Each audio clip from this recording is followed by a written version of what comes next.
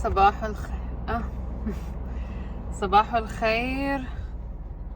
السلام عليكم، كيف حالكم اليوم؟ أنا الآن في طريقي إلى العمل، تأخرت قليلا ولكن إن شاء الله I will make it.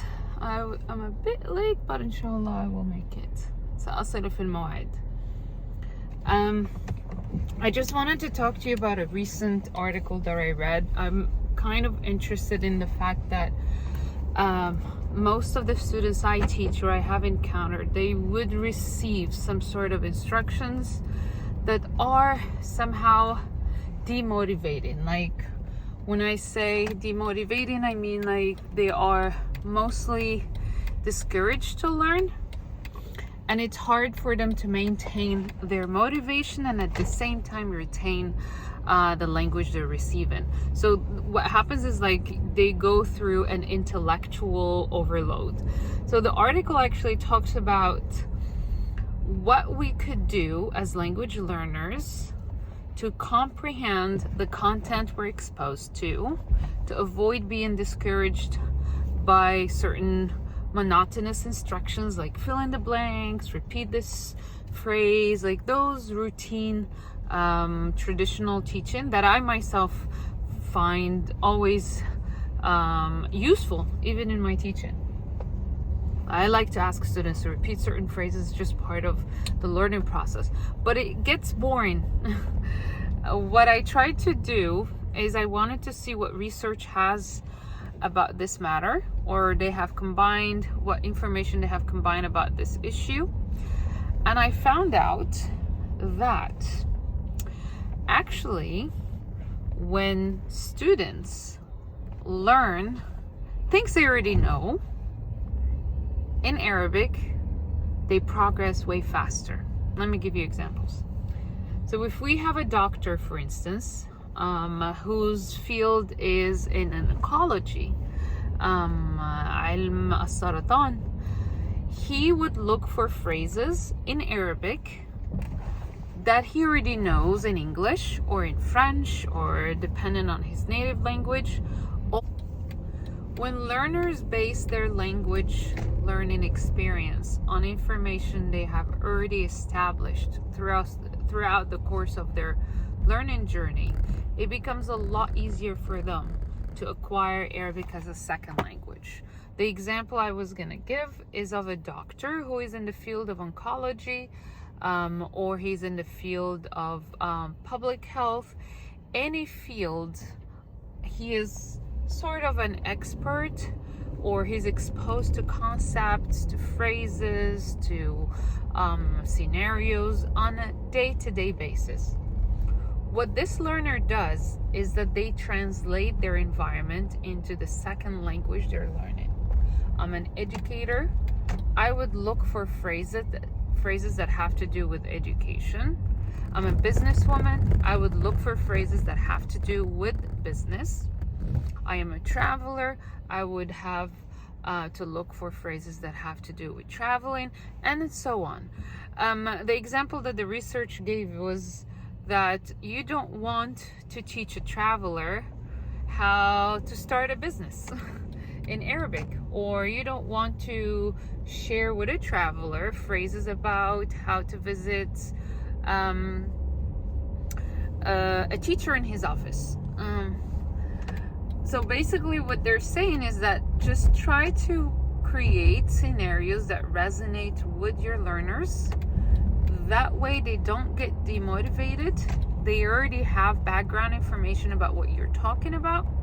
You create some sort of reinforcement of learning based on concepts they have already acquired throughout their learning journey. So you're just reinforcing and translating scenarios. Like for instance, I am a lecturer. I would give lectures in college. I have certain common phrases that I would use during my lectures or during my seminars. Like when I greet my students, maybe if I go to conferences, I want to greet someone. I want to learn how to introduce myself to someone.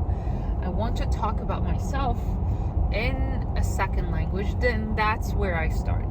So I start saying like محاضرة, lecture, محاضرات, lectures, جامعة, جامعات, طلاب, مفاهيم, concepts. So if I'm in the field of political geoperspectives, سياسات عالمية, I would just translate those concepts into Arabic and learn the sounds of the Arabic language. And at the same time, I am exposing myself to different concepts. I'm also reinforcing the learning of the concepts I know. And of course, I will gain more perspective into this field. So the examples, again, I would think about are, I think this reminds me of an interaction I had with one of my students. He was a doctor, and I introduced a set of vocabulary that had to do with the classroom. I think we went over those vocabularies multiple times, but he was kind of discouraged. Like after 7 hours, or a 7-hour operation, after a 5-hour operation, he wants to take a break. And then I introduced him to something that was quite demotivating. I felt his energy was not high, his motivation level was low. So what I tried to do is I integrated medical terminology into the lesson. And he was like, wow, I know this. This is how we say it in Arabic? Wow, I know this phrase. And it was quite interesting. He just went on and on and on. And it was quite interesting. He was more intrigued by the medical terminology that I integrated in the lesson than any other thing, because it resonated with him. He has the knowledge that showed his intellect, because we get in a state of vulnerability when we are learning a second language. We feel so weak, so vulnerable in ways that it's like a baby who doesn't know how to speak, and then you're trying to put words in their mouth to help them articulate their emotions and speak of their emotions. That's how I felt when I started learning a foreign language, and I felt so vulnerable. I remember instances where I even cried. It was a situation where a friend of mine already started her English language courses, and she said a phrase that was quite fast for me to understand. She said, like, I don't have time. Literally, just this statement. And she said it so smoothly and nicely and comfortably that I was like, I would never be able to do that myself. I would never be able to say an English phrase this way. And I started crying, and I started learning step by step, خطوات. And then I picked up on more vocabulary. I learned more phrases, and I cried more because it got difficult in most of the situations that I had learning a language, going through those psychological breakthroughs, messing up certain sounds, putting the wrong word choices, being embarrassed when I would be so shy, of course, embarrassed if I ended up saying the wrong words. So it was a whole list of emotional